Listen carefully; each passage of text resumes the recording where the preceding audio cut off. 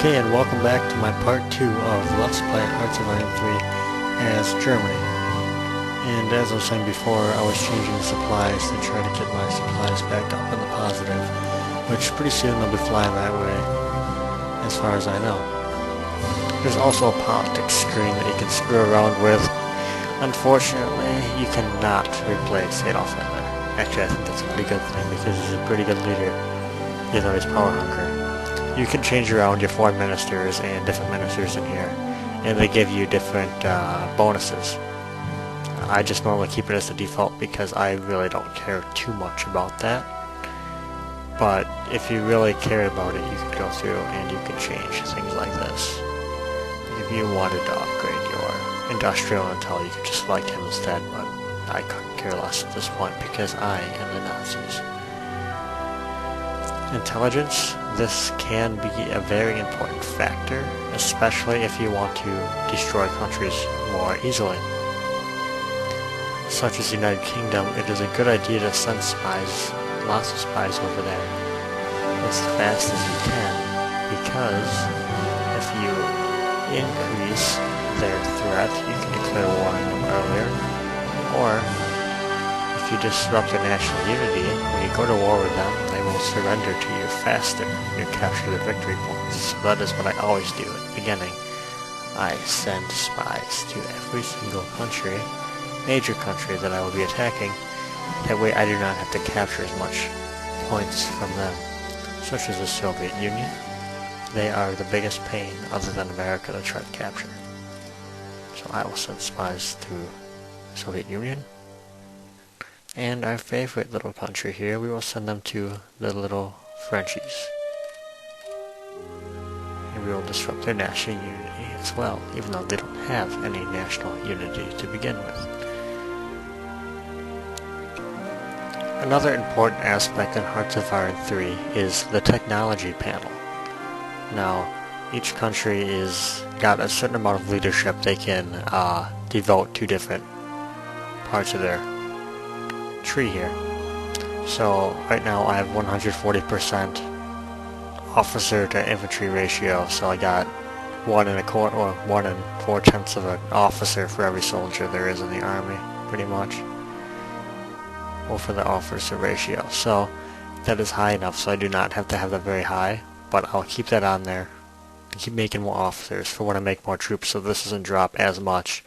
But when you watch me play later in the game, that's going to be very, very low once I start pumping out divisions like they are rats. Diplomacy panel. This would be used, which is up here. You use this to make trade agreements with other countries and things like that.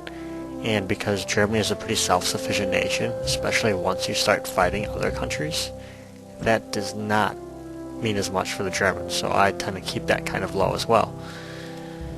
Espionage, which is for the intelligence, you need to keep that somewhat high so you can keep spies in the field when the Americans, British, and everybody else starts killing them off.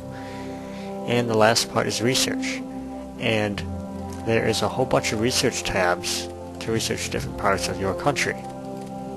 Now, because I'm Germany, I generally devote most of my research to the land for the beginning part of the game, because most of our opponents will be on the land, such as France, Luxembourg, Russia, and all the other little teeny countries too, which I guess Luxembourg would be one of those teeny countries.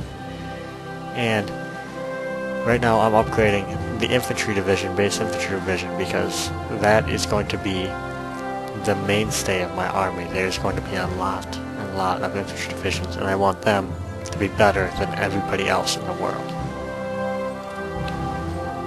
Also, in 1936, tanks were not very widespread use, so every single country starts out with low tech for tanks.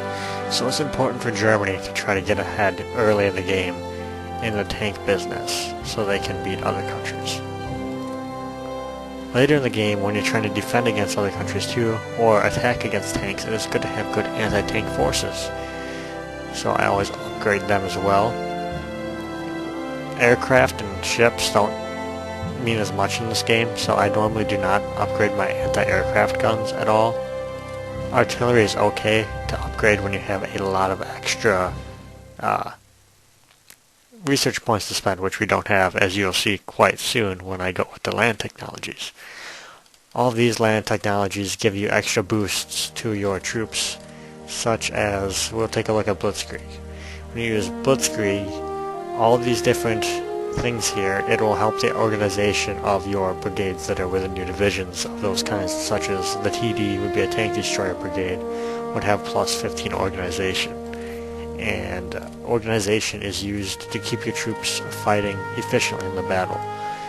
When a division's organization reaches 0, then they automatically retreat.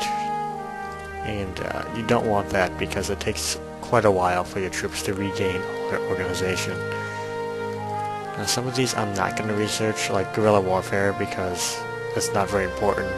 Neither is large front or people's army, because I'm not going to be using a bunch of partisans. I'm the Germans. And we have about room for one more technology to research. So we can research... We'll start upgrading one of our ships when we have to fight the British Navy later in the game. Okay, welcome to my 4th installment, I believe, of Let's Play Hearts of Iron 3. Now that we finally almost got everything set up before we start playing, it is time to set up the divisions we're going to make before we start playing the game. The Germans are lucky enough to start out with a decent amount of manpower with 882. But as I'm going to show you, manpower goes down quite quickly when you know how to make the divisions correctly. Now, a base infantry 1936 division, which is the year we're in, is all infantry brigades.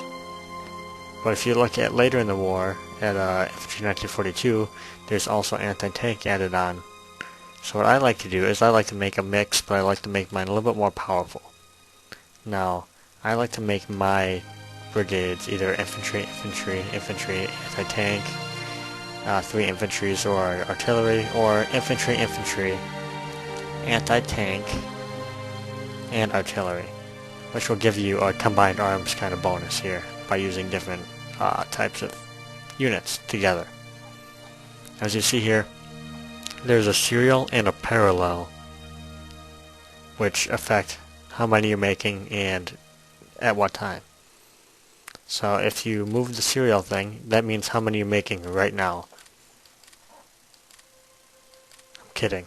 Serial is how much you're making in a row. So if I'm making 2 parallel, I'm making 2 divisions at once, one time. But if I'm making 2 serial and 2 parallel, I'm going to make 2 divisions twice. Now what a lot of people don't seem to realize is you can make 2 divisions as reserves. Now this is 1 division right now I'm going to try to create. See how it says I have 12 1/4 IC cost? If a build is reserves, it costs half of what it normally would. And once war starts, you won't be able to tell reserves from regular troops. So this will allow you to mass produce lots and lots of troops before the war starts. Of course, that means you will also have to bring them up to full strength before you go to war. Since Germany does not start out with a good army, I'm going to quickly build 100 new divisions for Germany in about 20 months. So, before 1938 I should have 100 more infantry divisions into my army. So I'll start the production on that, and you will see that my production here is way out of proportion to what it should be. So I'm going to bring this up closer to 138, but then we'll see a supply dips down. Since we don't really need upgrades because we're not at war, I'm going to cut the upgrades and allow myself to get what I need for production and supplies, and ignore the upgrades for now while I create my new Wehrmacht.